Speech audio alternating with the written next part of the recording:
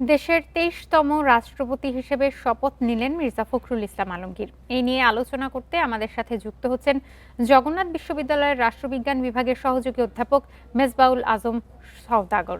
জনাব মেজবাউল আজম সওদাগর, আপনাকে স্বাগত। আমি আপনার কাছে জানতে চাচ্ছি যে যেমনটি আমরা জানি আজকে মির্জা ফখরুল ইসলাম আলমগীর দেশের ২৩তম রাষ্ট্রপতি হিসেবে শপথ গ্রহণ করেছেন, তো এই বিষয়টিকে আপনি কিভাবে বিশ্লেষণ করবেন? জি, ধন্যবাদ আপনাকে। আপনি জানেন যে বাংলাদেশের যে পার্লামেন্টারি ডেমোক্রেসি, মানে ওয়েস্টমিনস্টার টাইপ অফ ডেমোক্রেসি এটাকে আমরা বলি। এই পার্লামেন্টারি ডেমোক্রেসিতে যে প্রেসিডেন্টের যে পদটা, এই পদটাকে আমরা রাষ্ট্রবিজ্ঞানের ভাষায় বলি যে টাইটুলার হেড অফ দ্য স্টেট।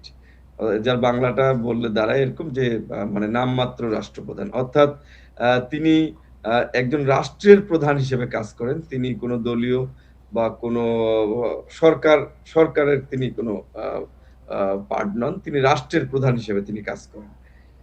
তো ইন দ্যাট কেস এই পার্লামেন্টারি ডেমোক্রেসিতে প্রেসিডেন্টের পদটা অত্যন্ত সম্মানজনক এবং একটি আলংকারিক একটি পদ। তো সেই প্রেক্ষাপটে ২৩তম রাষ্ট্রপতি হিসেবে মির্জা ফখরুল ইসলাম আলমগীর মহামান্য রাষ্ট্রপতি, ওনার এই শপথ গ্রহণটা অত্যন্ত তাৎপর্যপূর্ণ। এবং বাংলাদেশের যে গণতান্ত্রিক রাজনীতির যে চর্চা, কনস্টিটিউশনাল লেজিটিমেসি, কনস্টিটিউশনাল কন্টিনিউইটি, তারপর ন্যাশনাল ইউনিটির একটা প্রতীক হিসেবে সিম্বলিক ওয়েতে রাষ্ট্রপতি কিন্তু সবার কাছে সম্মানজনক একটা পদ এবং সবচেয়ে বেশি সম্মান গ্রহণের বা সম্মানের অধিকারী একটি পদ এবং পাশাপাশি একজন ব্যক্তি। তো সেই প্রেক্ষাপটে বাংলাদেশের গণতান্ত্রিক রাজনীতি চর্চার ইতিহাসে এটি অত্যন্ত গুরুত্বপূর্ণ একটি ঘটনা ডেফিনিটলি। যেমনটি আপনি বলছিলেন যে রাষ্ট্রপতি পদটি হচ্ছে একটি অত্যন্ত সম্মানের অধিকারী একটি পদ এবং ব্যক্তি। সেক্ষেত্রে আপনি যেমনটি বলেছেন রাষ্ট্রের প্রধান হিসেবে কাজ করবেন তিনি, এটি কোনো সরকার বা দলের হয়ে নয়।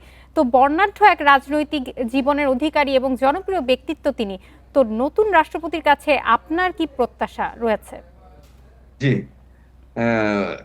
নতুন রাষ্ট্রপতি হিসাবে আমার একজন সাধারণ নাগরিক হিসাবে এবং বাংলাদেশের প্রত্যেকটা নাগরিকের প্রত্যাশা এটুকুই যে তিনি সর্বজন গ্রহণযোগ্য একজন রাষ্ট্রপতি হবেন আমি আশা করি। এবং তিনি তার তার যতটুকু রোল আছে রাষ্ট্রের জন্য, তিনি এখানে রাষ্ট্রের মালিক হিসেবে প্রকৃত ভূমিকা তিনি পালন করবেন এবং সবার রেসপেক্ট তার প্রতি এই থাকবে এবং তার রেসপেক্ট যাতে কোনোভাবে ক্ষুণ্ণ না হয় সেই দিকে তিনি সবসময় তার দৃষ্টি রাখবেন এবং বাংলাদেশের যে কনস্টিটিউশনাল যে লেজিটিমেসি, কনস্টিটিউশনাল যে কন্টিনিউটি, এটা রক্ষার ক্ষেত্রে তিনি যে সিম্বলিক রোলটা তিনি যে প্লে করবেন, এই রোলটা যেন বাংলাদেশের গণতন্ত্রের জন্য গণতন্ত্রের সৌন্দর্যকে যেন আরো বৃদ্ধি করে এবং বাংলাদেশের গণতান্ত্রিক রাজনীতি চর্চার ইতিহাসে তিনি যেন ইতিহাস হয়ে থাকেন, সেটাই আমাদের প্রত্যাশা থাকবে তার প্রতি। সেক্ষেত্রে রাষ্ট্রপতি এবং প্রধানমন্ত্রীর যে ক্ষমতার ভারসাম্য, এই ভারসাম্য নিয়ে যে আলোচনা তা নিয়ে আপনি আসলে কি বলবেন? জি। হ্যাঁ, সেটি একটি গুরুত্বপূর্ণ বিষয়। আপনি জানেন যে এই জুলাই বিপ্লবের আগে থেকেই এই বিষয়টি উম আ সিভিল সোসাইটি, পলিটিশিয়ান সবার মধ্যেই একটা আলোচনার কেন্দ্রবিন্দু ছিল যে বাংলাদেশের এই রাষ্ট্রপতির পদটাকে এটাকে সিম্বলিক না রেখে এটাকে কিছুটা ক্ষমতা দিয়ে প্রধানমন্ত্রী এবং রাষ্ট্রপতির ক্ষমতার ভারসাম্য একটা তৈরি করা হোক।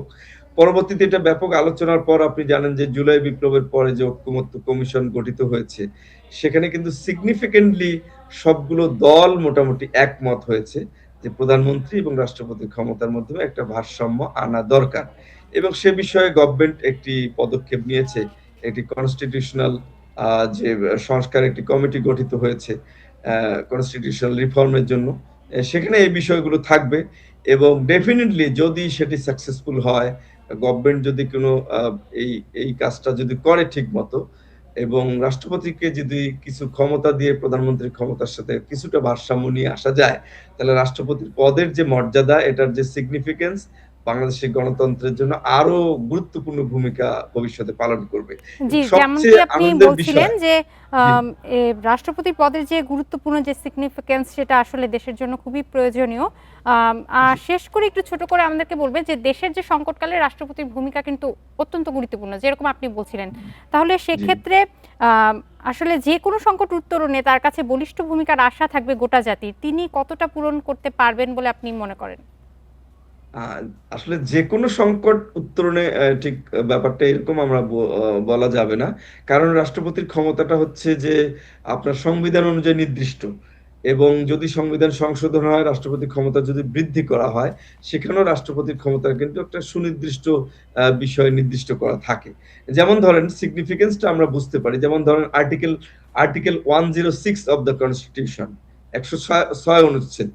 জুলাই বিপ্লবের পরে কিন্তু এই অনুচ্ছেদ অনুযায়ী রাষ্ট্রপতি কিন্তু সুপ্রিম কোর্টের কাছে একটা রেফারেন্স পাঠিয়েছিলেন।